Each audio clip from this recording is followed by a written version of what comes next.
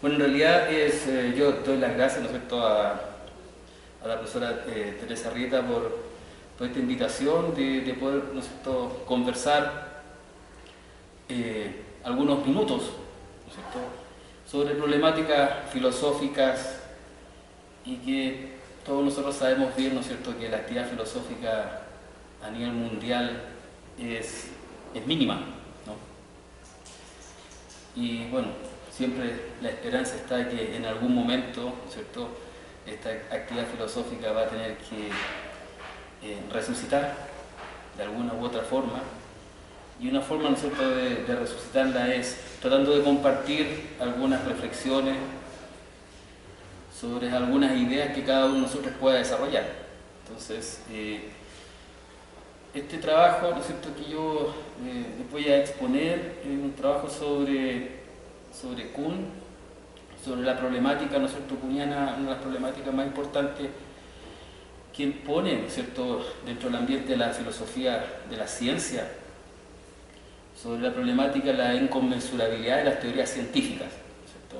Significa en el fondo eso, si acaso las teorías científicas se relacionan entre sí a pesar de los grandes cambios históricos o a pesar de los grandes cambios, ¿no es cierto?, de los modelos que son los que de alguna u otra forma modelan, ¿no es cierto?, la forma de pensar de las diferentes culturas.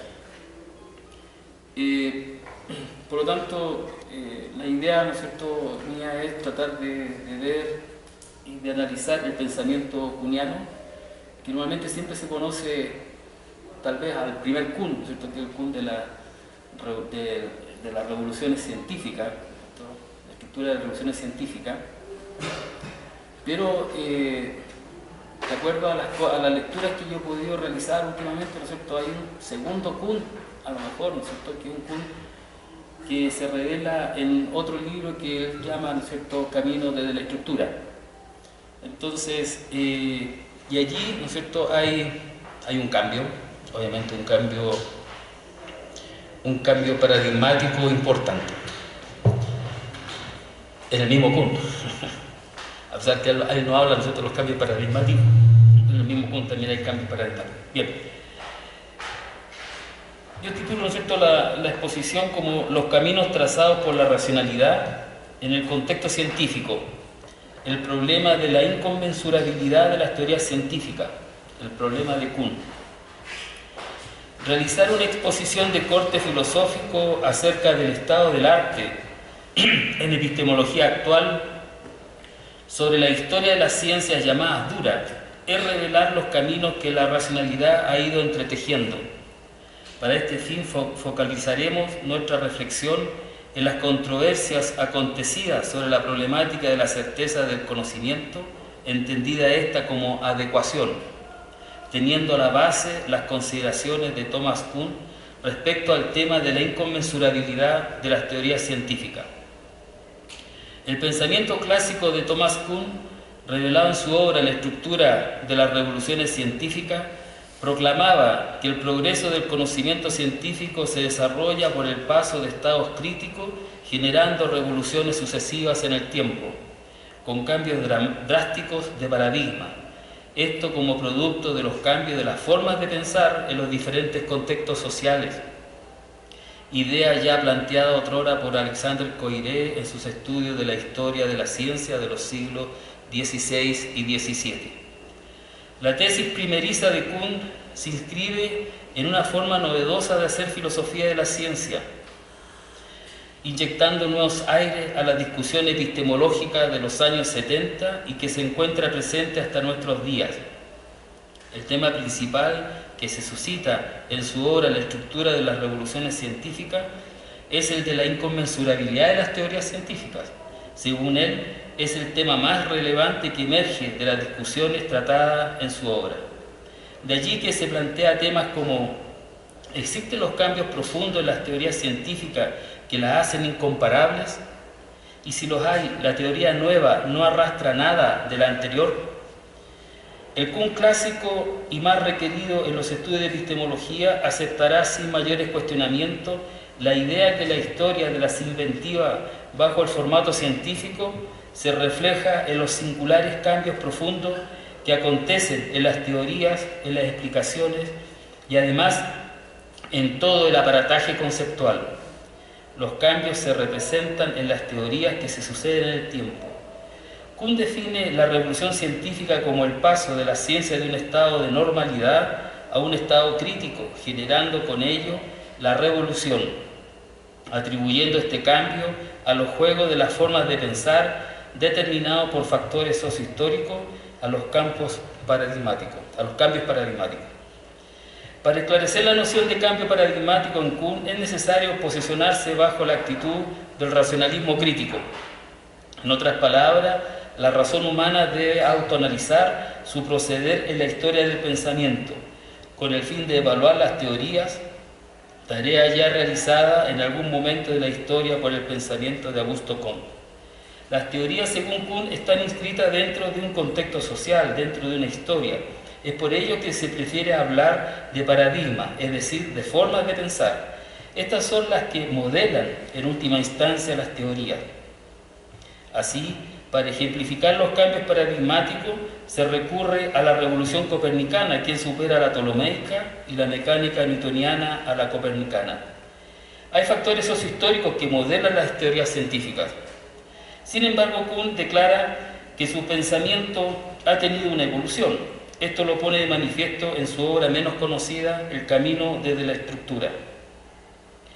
En ella se aceptan algunas tesis que renuevan su postura como producto de sus múltiples controversias. Su nueva postura nos dirá: habrán revoluciones en ciencia, pero estas son producto de movimientos matizados con cierto racionalismo y que no dependen exclusivamente de cuestiones ideológicas y sociales. Thomas Kuhn acudirá a los temas que son propios de la filosofía del lenguaje. Él afirma: si escribiera de nuevo ahora la estructura de las revoluciones científicas, haría más hincapié en el cambio del lenguaje y profundizaría menos las discusiones normal revolucionarias. Según Kuhn, el léxico del hombre de ciencia pertenece a una comunidad de hablantes determinada por una cultura. Los significados de los términos están sujetos a la historia y están encarnados en un mundo restringido en donde se autovalida la significación. No hay posibilidad de acceso a otros mundos. Esto último se complementa con la misión de la ciencia como sistema comprobatorio. La comprobación restringe aún más el mundo de la comprensión. Cita como ejemplo la primera y segunda ley de Newton como consecuencia de la teoría de la gravitación. Ambas leyes no se comprenden si no se comprende la teoría de la gravitación. De esta manera, estamos ante un Kuhn hermenéutico. A lo anterior, podemos agregar que las alteraciones del significado de los enunciados como producto de los cambios teóricos tienen como consecuencia la intraducibilidad, y esto presenta un problema cuando se hace historia de la ciencia. Por ejemplo, pensemos los conceptos de flogisto y oxígeno. Kuhn piensa que los cambios de significación son inmunes a la comparación. En otras palabras, las teorías son válidas solo para su tiempo de enunciación. De lo anterior se desprende que el criterio para determinar de cuál de entre las teorías posibles es la más adecuada para entender los hechos, o en otras palabras, la determinación de la justeza de una significación, sería aquel que logra una mejor explicación. El criterio práctico es el que prevalece. Esta idea del criterio práctico será nutrida cuando cuestiona la teoría causal de la referencia, que sostiene que el oro y el agua son sustancias que tienen una identidad específica, determinada referencialmente. Hoy es la tabla de los elementos la que define la clase natural, siendo el número atómico 79 para el oro y H2O para el agua. Pero Kuhn reclama que esta teoría de la referencia está bien para todas las clases naturales que portan un nombre propio y en donde sus características distintivas son reducibles. Pero ¿qué pasa cuando las características son variadas y múltiples para determinar una clase? En este sentido, según Kuhn, no podemos fijar un criterio con fronteras bien delineadas. Problemas de las esmeraldas verdules de Nelson Goodman. un lógico, un filósofo, ¿no es cierto?, analítico, que habla que hay problemas, ¿no es cierto?, con algunos predicados, que son predicados, ¿no es cierto?, indefinibles, como hablar de las esmeraldas verdules, ¿no es cierto?, son azules, son verdes, pero hay una indeterminación ahí, ¿no es cierto?, entonces hay un problema para poder significar. Luego habría que concluir que la única forma de optar por una teoría o por una significación adecuada es recurriendo al criterio práctico. En otras palabras, se opta por la que brinda la mejor explicación. Kuhn, en la empresa de seguir nutriendo su idea del criterio práctico como factor determinante en la elección y perduración de las teorías, y que daría cuenta de la historia de la ciencia, recurre a las ciencias cognitivas respaldadas por la teoría de la evolución, comparando de esta manera la historia de la ciencia con la teoría de la evolución darwiniana. Respecto a esto, Kuhn pone de manifiesto que la interpretación de la verdad como adecuación a los hechos, en el sentido racional o relativista, es optar por una especie de fundamentalismo y que él no está dispuesto a aceptar. Cito un texto de Kuhn. Aunque la racionalidad y el relativismo están implicados de alguna manera, lo que está en cuestión fundamentalmente es más bien la teoría de la verdad como correspondencia, la noción de que la meta, cuando se evalúan leyes o teorías científicas, es determinar si se corresponden o no con el mundo externo, objetivo. Yo estoy convencido de que esta es la noción que, en una forma absoluta o probabilística, debe desvanecerse junto con el fundamentalismo. De allí que prefiero interpretar la verdad como adecuación, pero en el sentido propio del sentido común. La verdad es aquello que establezco como benéfico para mi subsistencia.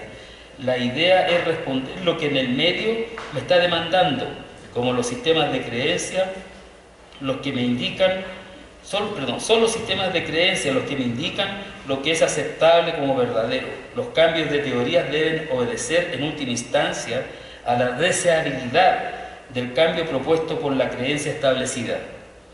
Las teorías científicas se generan dentro de un manto de aceptabilidades patentadas en las creencias. Luego no tiene sentido preguntarse por la verdad o falsedad de las teorías en la larga historia del conocimiento. Aquí el tema de Kuhn es el de la justificación de la creencia de la cual nacen las teorías. Cito a Kuhn. Desde esta perspectiva, resulta que un buen número de problemas clásicos en la filosofía de la ciencia, de modo especialmente obvio el holismo dumiano, se debe no a la naturaleza del conocimiento científico, sino a que no se ha captado adecuadamente en qué consiste la justificación de la creencia. Así Kuhn nos dirá que el sentido que tiene el concepto de evolución de las teorías científicas no es en el sentido hacia, sino en el sentido desde. La idea es determinar las verdades científicas en el sentido justificacionista, recurriendo a la historia de la cual emergió la teoría, y allí tiene sentido igualmente el concepto de creencia. Así podemos seguir testimoniando la tesis kuhniana de su inclinación hacia una especie de pragmatismo con claros matices realistas. Cito a Kuhn. Por lo que hace la racionalidad del resultado de la evaluación en curso, nada depende de que dichas creencias sean verdaderas o falsas. Simplemente están ahí, son parte de la situación histórica en la que se hace la evaluación. Con estos antecedentes nos podemos ya dar cuenta que la tesis originaria de Kuhn sobre la evolución histórica de la ciencia, representada en términos de revolución, queda perdida en medio de una propuesta que atiende los aspectos más bien racionales.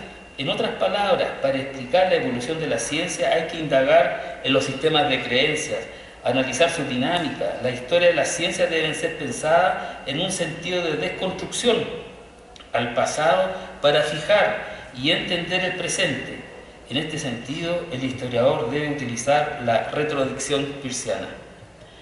Para seguir la reflexión en torno a la inconmensurabilidad de las teorías científicas y teniendo en mente los argumentos ya propuestos, vemos que este tema es propio de una hermenéutica. En Kuhn vemos en este sentido aspectos gadamarianos. aspectos gadamerianos en Thomas Kuhn de la historia efectual a los sistemas de creencias. Es bien sabido que el pensador Hans Georg Gadamer es el fundador de la hermenéutica filosófica.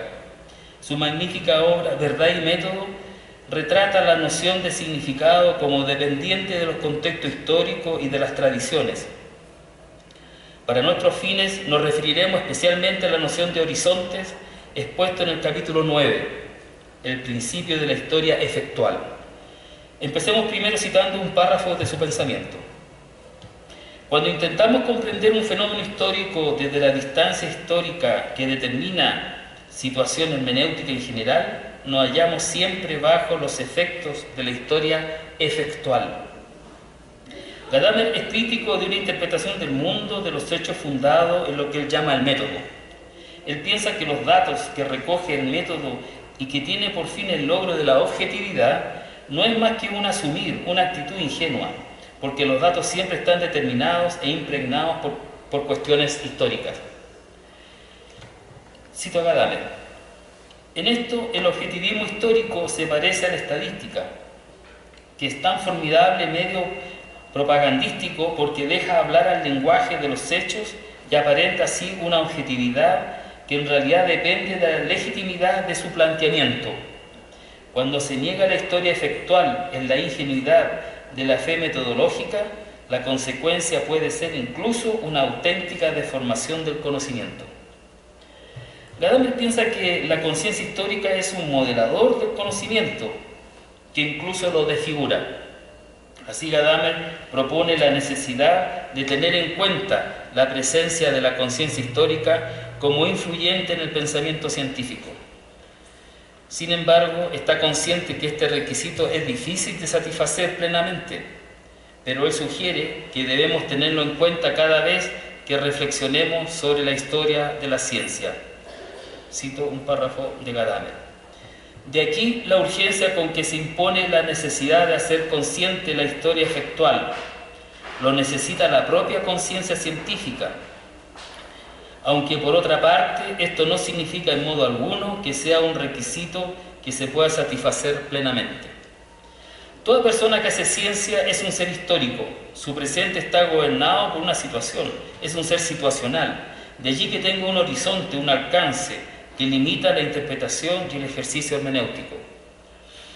Cito a Gadamer nuevamente: el concepto de situación se determina justamente en que presenta una posición que limita las posibilidades de ver. Al concepto de situación le pertenece esencialmente el concepto de horizonte. El horizonte es dependiente de la tradición. El horizonte hace posible que podamos elevar el acto hermenéutico. Gadamer nos insta a pensar en el acto hermenéutico en una situación dialogante. En dicho acto no basta con ponerse en el lugar del otro para comprender, sino que debemos ser conscientes de lo históricos que somos para alcanzar el horizonte y comparar el horizonte de uno con el del otro.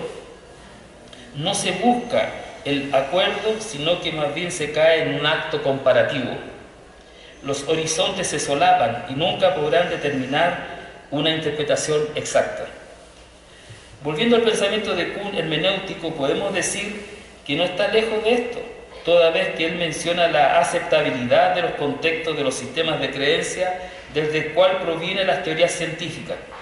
Las justificaciones de las creencias deben realizarse desde la misma historia en la cual se constituye. Él afirma, Kuhn, dice: la justificación, él hace referencia a la creencia, no apunta a una meta externa a la situación histórica, sino simplemente a mejorar las herramientas disponibles para el trabajo inmediato en esa situación. Así, para Kuhn, las teorías científicas se evalúan dentro del mismo sistema de creencia, idea equivalente a la de Gadamer con la situación histórica o su historicismo efectual. Para la evaluación y determinación de la justeza de una interpretación no necesita nada foráneo a ella. Debemos ser capaces de conocer los alcances de nuestros horizontes, que dependen de las tradiciones. Sin embargo, los sistemas de creencias son sistemas dinámicos y dependientes al mismo tiempo del mundo circundante.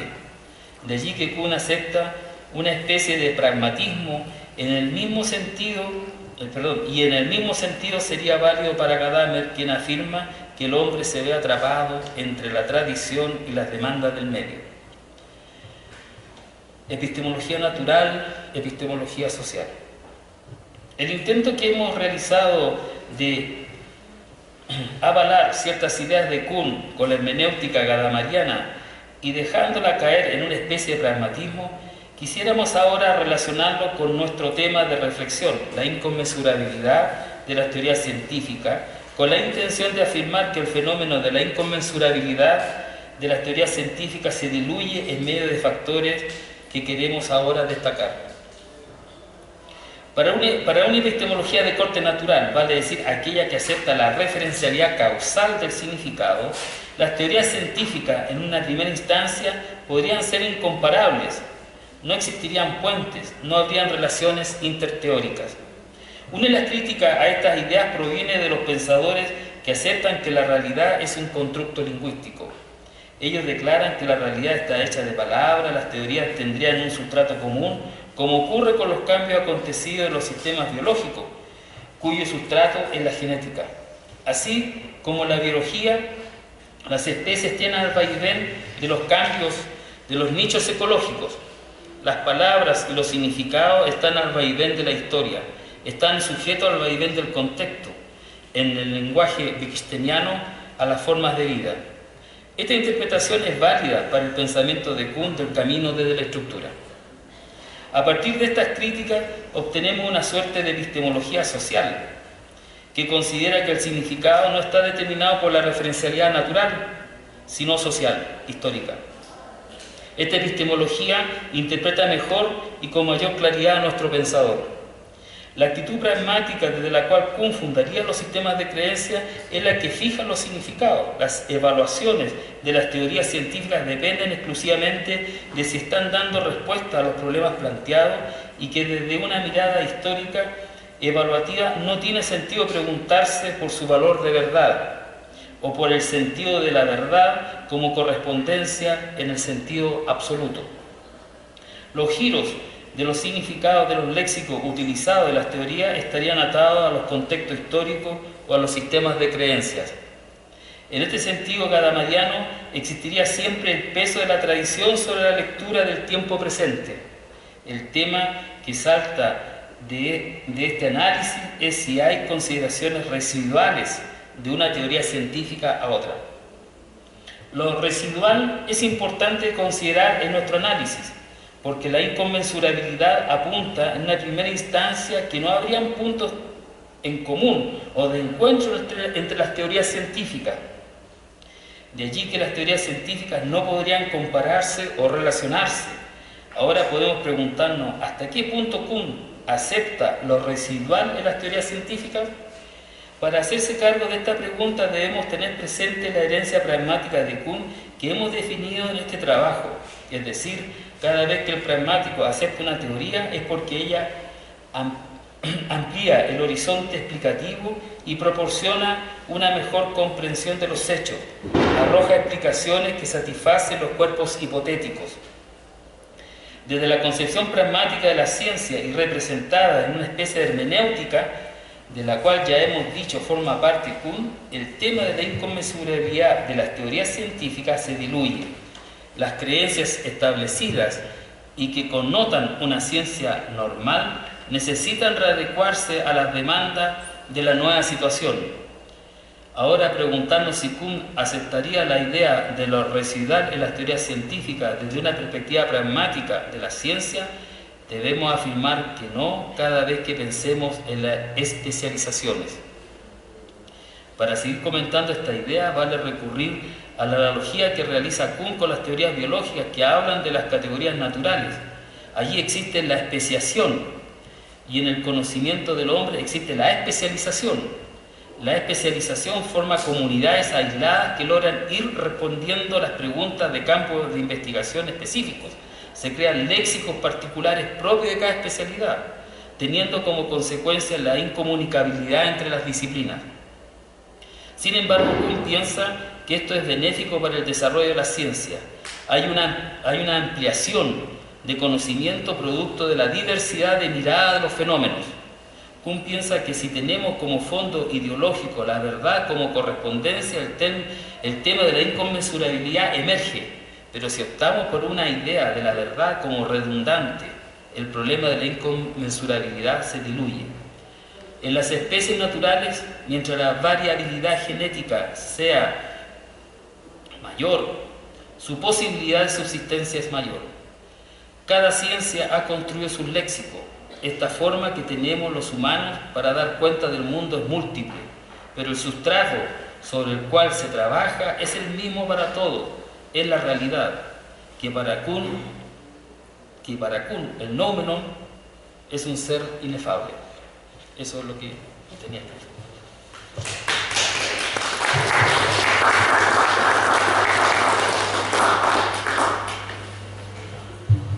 ¿Cómo lo hacemos?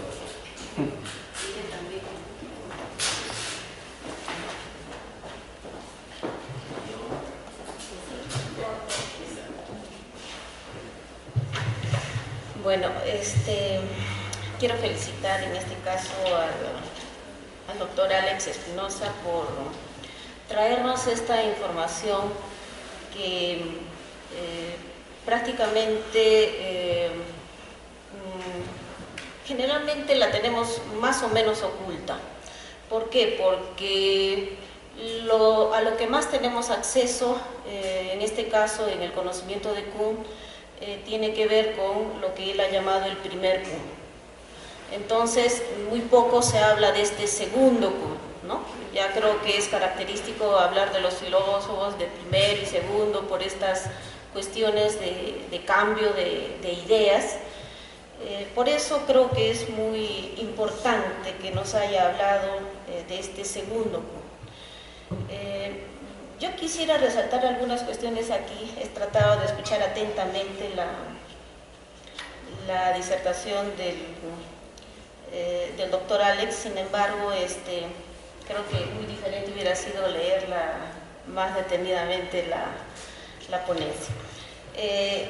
Me ha hecho recordar muchas cosas de todo lo que se dice de Kuhn, sobre todo la relación que habría que establecer entre el primero y el segundo. Como él lo había manifestado, hay una revolución entre el primero y el segundo. Entonces, se supone que en esta revolución hay cambios dramáticos, ¿no? Porque tiene que haber, como él mismo explicaba, hay una crisis para que se dé estas nuevas ideas, tal y cual también se ha dado en las ciencias. Estamos pasando más o menos de un Kuhn que tiene estas ideas centradas en el paradigma, en la revolución, a un Kuhn que está teniendo ya más, digamos, está contextualizado dentro de la hermenéutica. Entonces, dentro de la hermenéutica, el problema ha girado hacia el lenguaje. Y el problema sobre el inicio de la preocupación que tenía Kuhn respecto a la ciencia sigue, creo, latente. Por ejemplo, yo creo que todos estamos preocupados en el tema del progreso de las ciencias. Entonces, Kuhn, el primer Kuhn nos había manifestado un progreso, ¿no es cierto? O mejor dicho, él decía que no había progreso, simplemente había cambios bruscos en el conocimiento de la ciencia. Tenemos otras ideas de otros filósofos, Hegel, hacia adelante, que sí ellos de alguna manera hablan de este progreso de la ciencia, de esta dialéctica en la ciencia, etc. Pero en este segundo Kuhn, al hablar de la ciencia, me ha hecho recordar que tiene una especie de giro hacia, quiero decir, hacia el positivismo, porque aunque difiere en el tema de la verdad, porque los positivistas, los neopositivistas diré, hablan de la verdad en relación a la correspondencia, pero Kuhn no va a tomar directamente esta correspondencia del lenguaje con los hechos, cosa que sí lo tomaban los positivistas. Entonces, a mí me gustaría que el doctor Alex en este contexto, al hablarnos de Gadamer, que obviamente está inmerso dentro del diálogo, la tradición, la historia, y son temas que también tienen, digamos, una repercusión cuando uno analiza, por ejemplo, la definición de Bunge de ciencia y encuentra que hay que tomar en cuenta a la sociedad, hay que tomar en cuenta a los investigadores, ¿no? Todos son importantes. Entonces, todo ello implica que esté dentro de estos temas de la hermenéutica, ¿no? Cuando se habla del diálogo, porque necesitamos también de la tradición para poder entender un concepto. Entonces, en este sentido, decía que fue muy interesante la ponencia del doctor Alex al hablarnos de este segundo cum, que me gustaría saber si este apego hacia la hermenéutica sería considerar esta ciencia como la oposición a la adecuación de la verdad, sino más bien tomar el sentido del conocimiento científico en términos de coherencia, es decir, de asumir la verdad como coherencia. Bueno, me gustaría que comente algo de eso y además nos hable sobre el tema del progreso de la ciencia. Nos preocupa saber, o sea, ¿hay o no hay progreso en la ciencia? ¿Cómo se da este progreso? Si Kuhn, el primer Kuhn decía que no había progreso, ¿en el segundo lo hay o sigue con la idea de no haber progreso en la ciencia? En realidad, muchas gracias por el resumen, ¿no? Un resumen.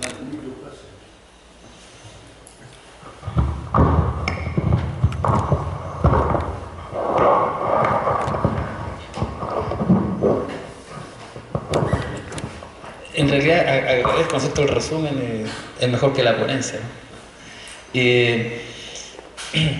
A ver, el concepto de progreso es un concepto raro también, ¿no es cierto? Es decir, ¿qué es lo que nosotros entendemos por progreso?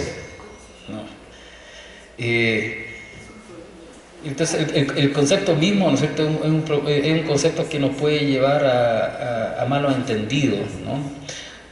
Yo creo que, a ver, tradicionalmente nosotros entendemos el progreso como cuando nosotros apuntamos hacia una finalidad determinada, ¿no es cierto? Es decir, como que existiría una telonomía en el conocimiento, ¿no es cierto? Y esa telonomía significa, ¿no es cierto?, que toda nuestra racionalidad tiene que disponer todas sus potencialidades para que finalmente, ¿no es cierto?, alcancemos una gran respuesta a todos los grandes problemas que tenemos, ¿no?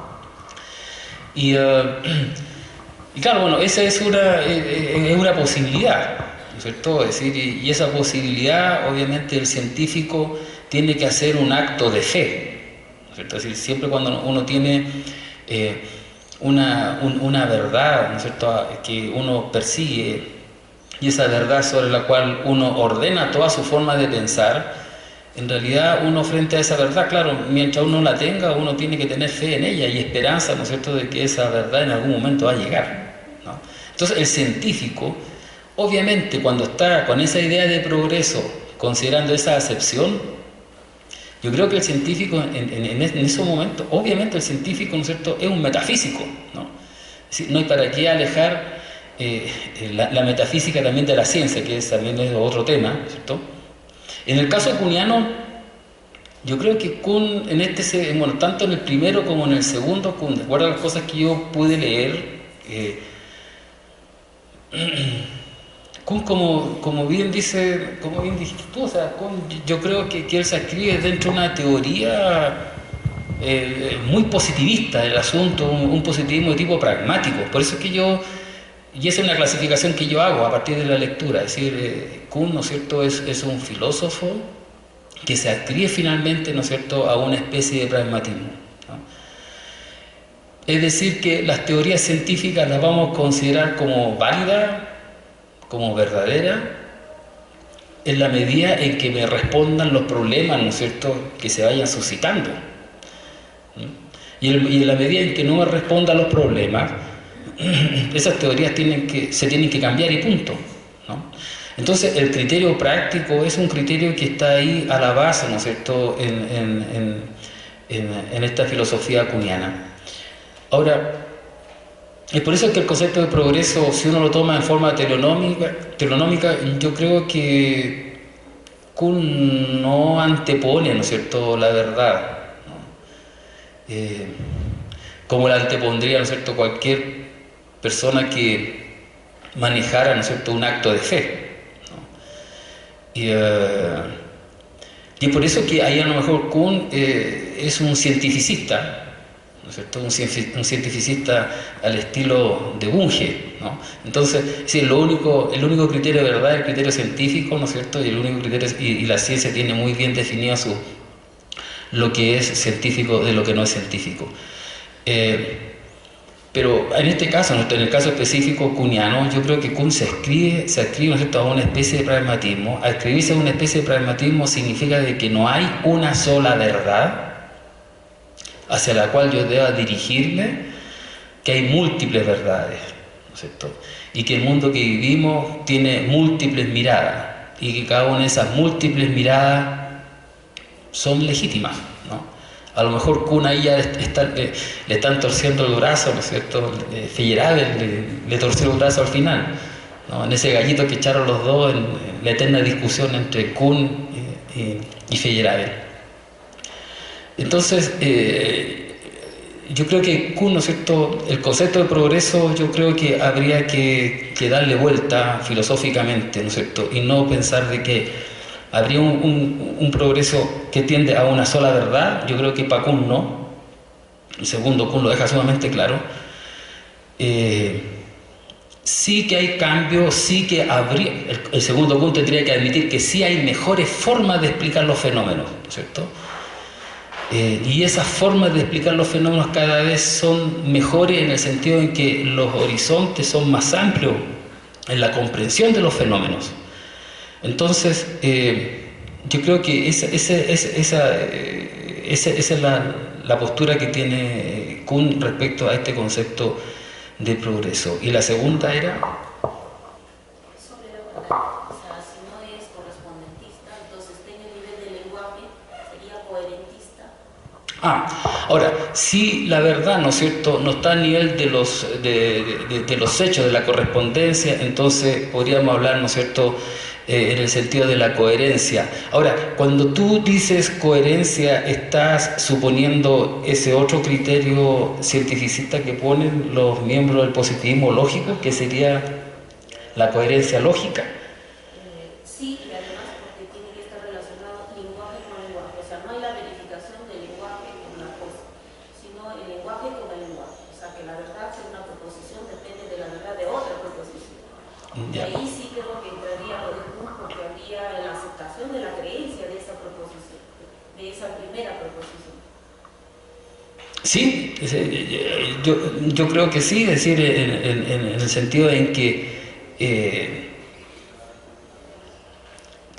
porque Kuhn, lo que él se va a escribir, ¿no es cierto?, y también lo dije ahí, el segundo Kuhn se escribe a esta concepción, ¿no es cierto?, de la verdad en el sentido de la creencia, ¿no es cierto?, y en el sentido de la creencia del sentido común, ¿no es cierto?, es decir, y por lo tanto, lo que es, si la verdad aflora en el lenguaje, ¿no?, obviamente es el mismo lenguaje el que tiene que validar la interpretación. Y en este caso, ¿no es cierto?, para Kuhn, esa verdad, ¿no es cierto?, que emerge en el mismo lenguaje son los contextos socioculturales. Por eso puse ahí formas de vida, ¿no es cierto?, haciendo referencia en algún sentido a la concepción wittgensteiniana, ¿no es cierto?, que sería como lo que sustenta finalmente el significado de las proposiciones, ¿no es cierto?, en las formas de vida. Bueno, y ahí tenemos un proyecto de investigación y a lo mejor algo nos va a decir Marcelo en la próxima exposición sobre ese concepto, ¿no? Es decir, que por eso que esta segunda epistemología, una epistemología más bien sociológica, a la cual se describe Kuhn, ¿no es cierto?, y no una epistemología natural, como se podrían describir, ¿no es cierto?, todos los positivistas, por ejemplo, ¿no? No sé. Cuando se habla de... Sabemos que La ciencia es una convención.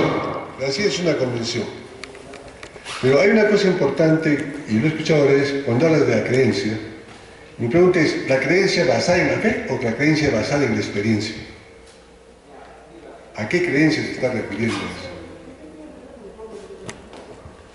¿La creencia basada en la fe o la creencia basada en la experiencia?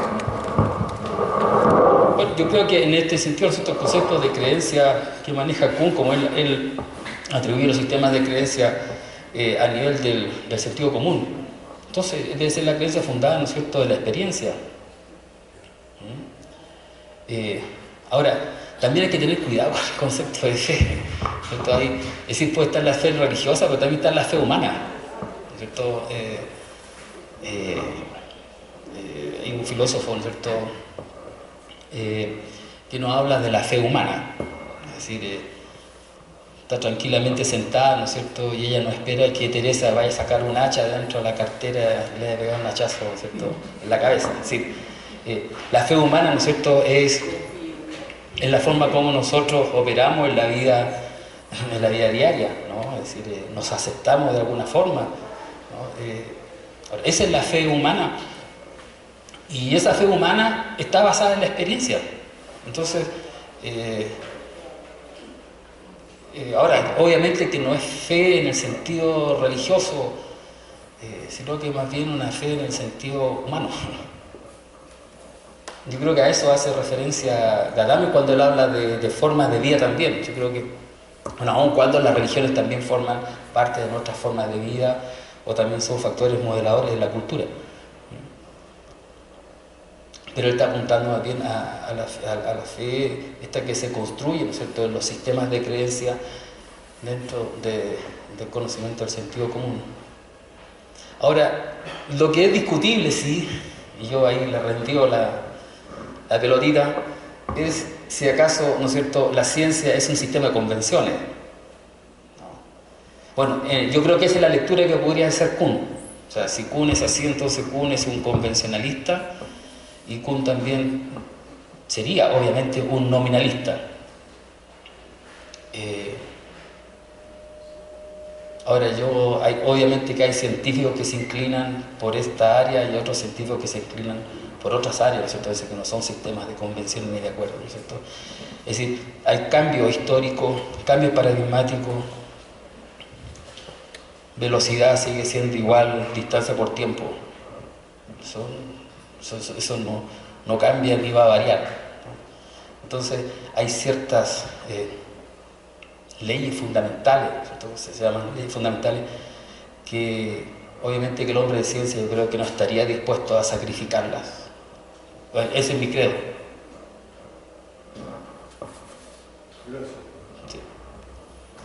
¿Sí?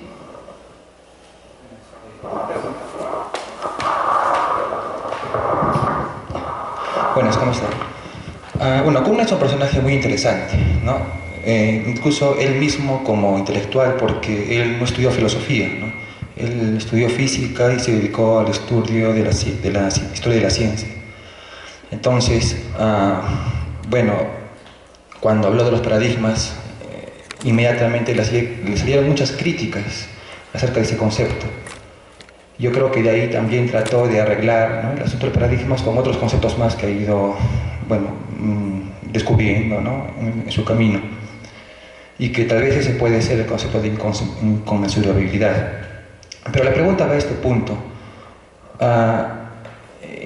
¿Con qué criterio usted relaciona la teoría kuhniana con la hermenéutica, ¿no? Digamos, ambas son de alguna forma teorías distintas, inconmensurables, ¿no?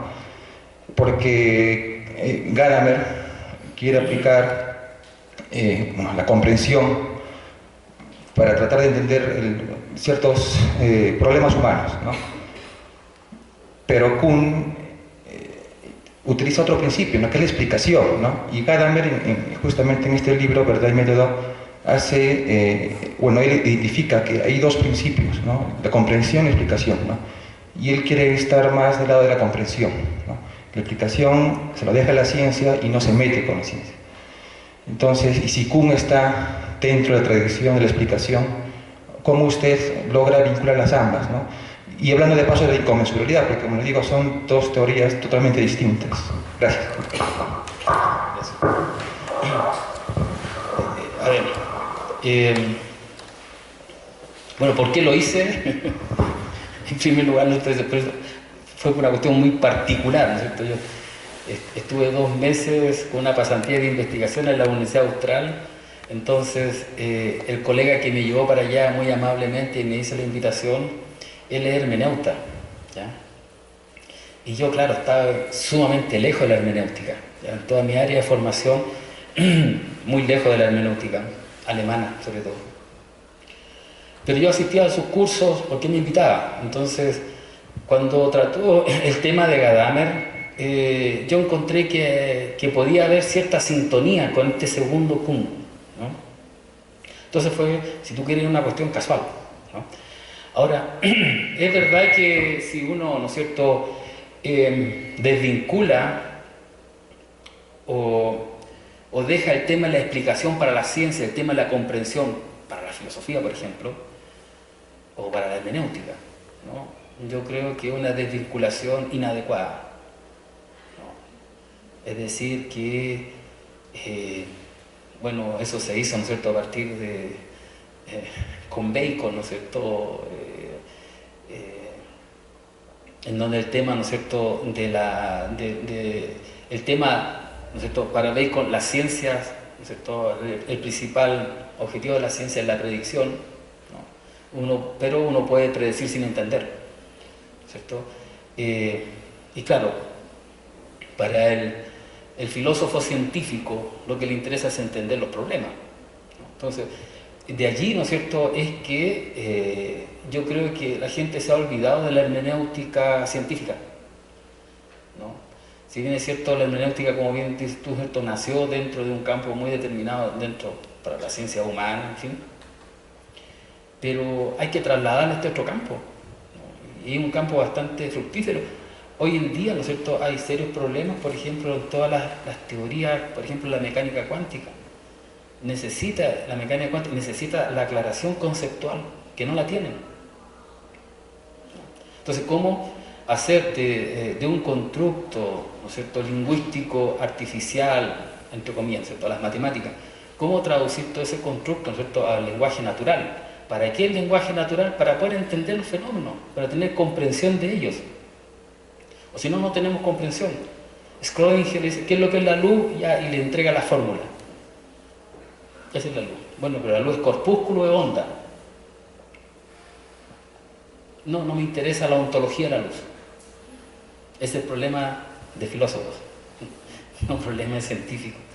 Claro, porque eso, ¿no es cierto?, es porque se está manejando una concepción de la ciencia, que es una concepción bastante acotada, que es al mundo del positivismo. Yo creo que Gadamer, cuando dice, bueno, explicaciones de la ciencia y la comprensión de la hermenéutica, yo creo que eso no es lícito hacerlo. Y yo creo que lo que falta hoy en día, y eso se está pidiendo fuertemente, que exista una hermenéutica en la ciencia. Pero el hombre de ciencia está empecinado, ¿no es cierto?, en que lo que ellos hacen no puede, ¿no es cierto?, transgredir sus horizontes.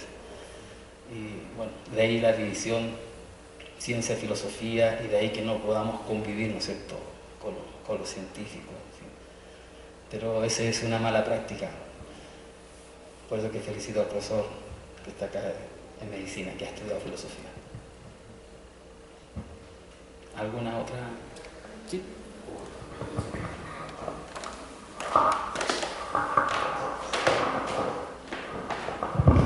Buenas tardes, doctor. Bienvenido ante todo. Bueno, mi pregunta va en el sentido de que si nosotros, por ejemplo, analizamos, tratamos, estudiamos los aportes, por ejemplo, de los grandes pensadores, entre ellos como ahora estamos haciendo con Kuhn, entonces, filosóficamente eso tiene que ser aplicable, o sea, nos tiene que servir. No es solamente el hecho de teorizarlo y manejo mis conceptos, pero sin embargo no lo aplico. Entonces, en mi caso yo sí quisiera aplicarlo de una manera, digamos, concreta, ¿no? Mi pregunta va en este sentido. Yo desarrollo trabajos de, por ejemplo, pensamiento tahuantinsuyiano, pensamiento o filosofía tahuantinsuyiana. Entonces, con la concepción occidental, siempre se ha dicho de que filosofía tahuantinsuyiana no existe. Eran irracionales, no tenían ciencia, no sabían filosofar, por lo tanto, no había filosofía. Entonces, ahora, el tema que usted desarrolla, la inconmensurabilidad, es muy importante. ¿Por qué? Porque con eso nos está diciendo de que las teorías científicas de manera general, no dicen los occidentales, sino todas las teorías científicas son inconmensurables. O sea, no se pueden medir, no se pueden limitar, no solamente se pueden aplicar a un aspecto. Entonces, yo quisiera aplicarlo en el caso de las teorías tahuantinsuyianas. Hubo desarrollo de matemáticas, de óptica, hubo desarrollo de geometría, geodesia, etcétera, etcétera, etcétera. Sí los hubo. Entonces, usted que desarrolla la inconmensurabilidad, ¿lo aplicaría en algún sentido o también de repente me diría de manera negativa sobre este tema? Por favor, doctor. Gracias. Gracias, Carlos. Sí, bueno, eso es... bueno, sabemos todos que eso es producto de nuestro colonialismo, ¿no? Sí, toda nuestra cultura colonizada ha obviado, ¿no es cierto?, las miradas alternativas que tenemos de los fenómenos de las culturas diferentes, ¿no es cierto? Y bueno, y tenemos una cultura predominante que es en la cual cada uno de nosotros nos encontramos. Sí, o sea, yo creo que hay una falta de respeto ahí, o sea, yo creo que bueno, esa es pega, a lo mejor es pega suya esa, ¿no es cierto? Revisar qué tan pertinente, ¿no es cierto?, forma parte, qué aspecto novedoso nos puede proporcionar, ¿no es cierto?, una cosmovisión como la que usted nos ha dicho, ¿no? Y contrastarla. Ahora, el tema, ¿no es cierto?, es si esas contrastaciones, ¿no es cierto?, para saber si acaso hay rasgos comunes, ¿no es cierto?, yo creo que es bueno, hay que darse un trabajo.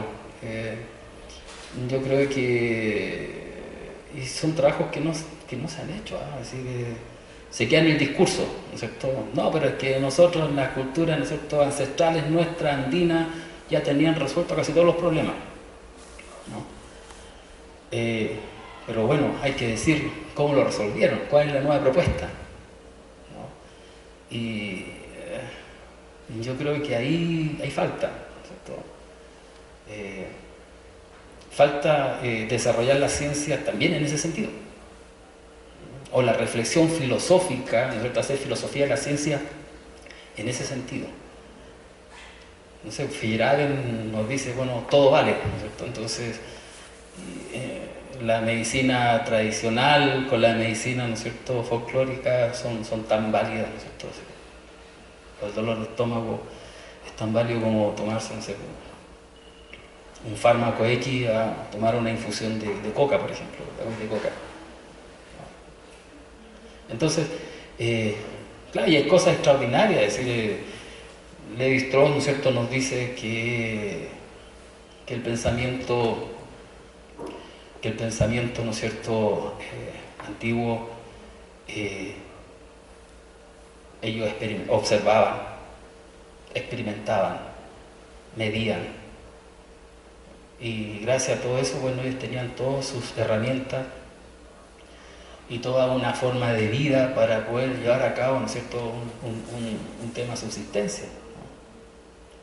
Pero claro, o sea, yo creo que nadie tampoco ha hecho la cosa fina, o sea, de ver y de certificar, bueno, cómo lo hicieron. Se dice que se hicieron, pero bueno, ¿cómo lo hicieron? Hay, no sé, hay objetos que se han encontrado en donde joyas finísimas, ¿no es cierto?, no usaban ni una gota de soldadura. Entonces, ¿cómo era posible que podían, ¿no es cierto?, fusionar los metales con tanta perfección? Se hacían, pero ¿cómo lo hacían? Entonces ahí falta un Bacon, ¿no es cierto? Bacon fue el que dijo, bueno, Galileo ha hecho tantas cosas, pero ¿cómo lo hizo? Entonces ahí, bueno, De ahí sale el método experimental. Galileo hacía ciencia, ¿no? Pero él no tenía idea de que él usaba un método. En este caso puede ser lo mismo, o sea, la gente hacía las cosas, pero ¿cómo la hacía? Ahora es una pregunta de cómo se la hacía, se la hace el filósofo, ¿no? ¿No es cierto? El filósofo ocioso.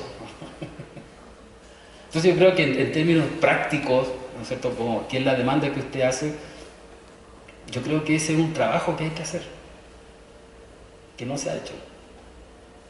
El colega Marcelo Díaz en la conferencia que dio hace poquito en la Universidad de Tarapacá decía lo mismo, o sea, hay unas preguntas en filosofía, ¿no es cierto?, de la mente, que él la ofrece a los alumnos para que la desarrollen. No la desarrollan.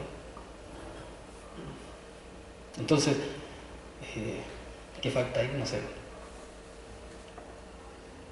¿Sí?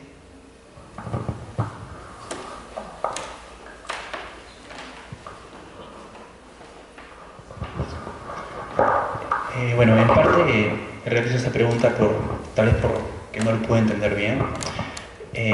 Por una parte, en este sentido, justamente de lo que usted se refiere a la hermenéutica, y justamente pues no hace referencia tal vez a que la filosofía tal vez, claro, la filosofía en este caso no está aplicando mucho esta hermenéutica enfocada en lo que es la ciencia, pero sin embargo también hace mención a lo que es la física cuántica o los fenómenos cuánticos, ¿no?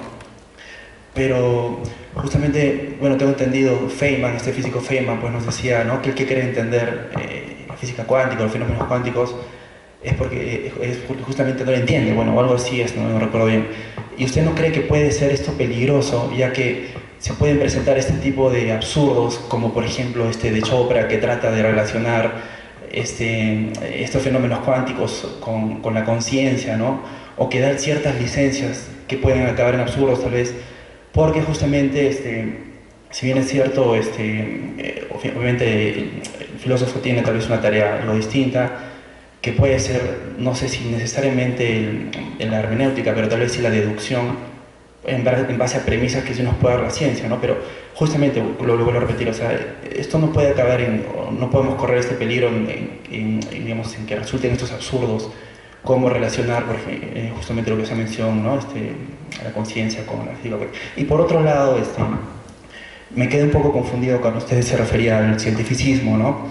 Y hizo mención de Bunge, si no me equivoco, un poco que me aclare un poco esta idea, ¿no? Yo tenía entendido que el cientificismo es básicamente no creer tal vez en una conclusión que tenga un respaldo de un método, ¿no?, de método científico, más que todo simplemente creer en algo que se pueda decir simplemente porque lo dice un científico, ¿no?, y que no tenga este respaldo. Más que todo eso sería un cientificismo. Yo lo entendía de ese modo. Tal vez usted lo quiso explicar de otro modo, pero la verdad yo no lo logré entender. O sea, ¿qué se entiende por cientificismo? ¿O qué usted entiende por cientificismo, no? Eso sería todo. En relación al primer comentario, pregunta es decir, bueno, obviamente que el filósofo siempre le interesa los absurdos, ¿no? Porque de los absurdos nacen las preguntas, ¿no? Y bueno, y en realidad las preguntas es el caldo de cultivo para el desarrollo del pensamiento, ¿no? Entonces, yo me recuerdo que años atrás, ¿no es cierto?, asistí a una conferencia de un físico teórico en la Universidad de la Frontera, tipo de renombre en física teórica. Y claro, llenó la pizarra, ¿no es cierto?, con un montón de simbolismo matemático.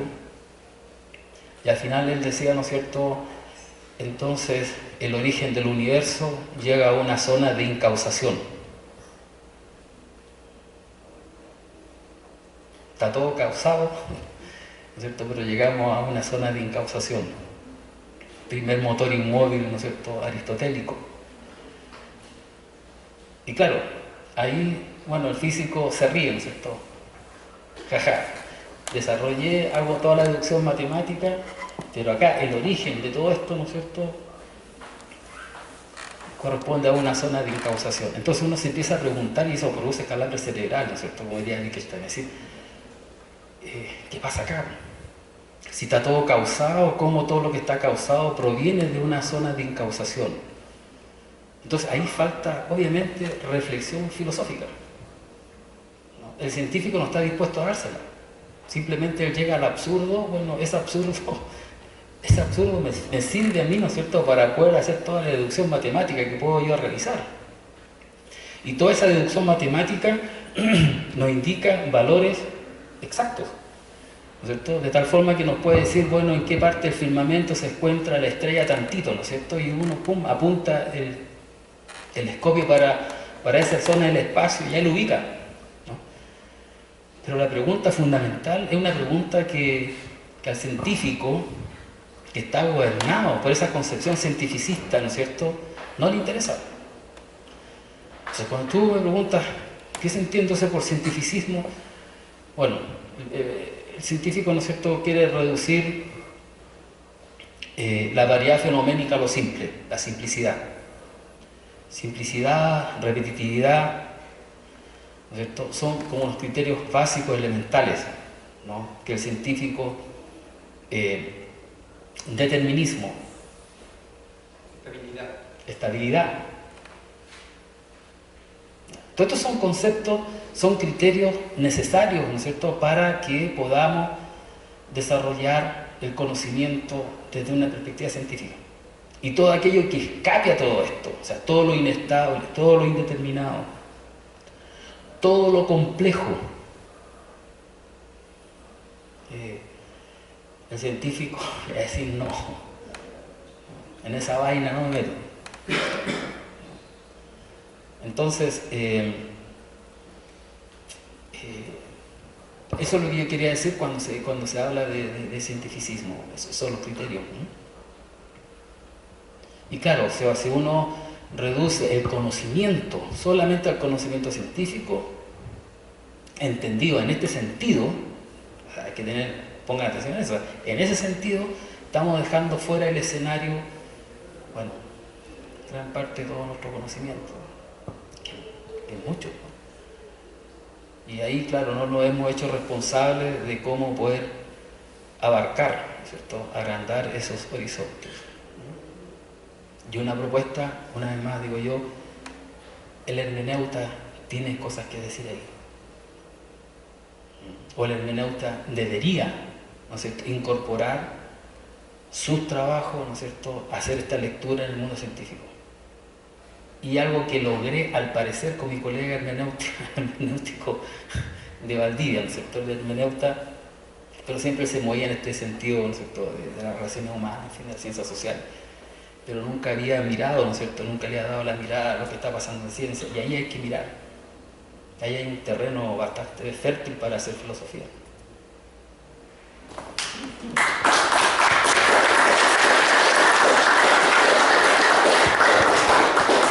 Bueno, muchísimas gracias tanto a Alex como a Elita, que nos han dado esta exposición, en primer lugar, tan completa de este segundo Kuhn, efectivamente poco conocido y tremendamente problemático, porque de hecho cuando él da el tema de las revoluciones científicas tenía ciertos asideros que efectivamente podían de una manera clarísima justificar su teoría.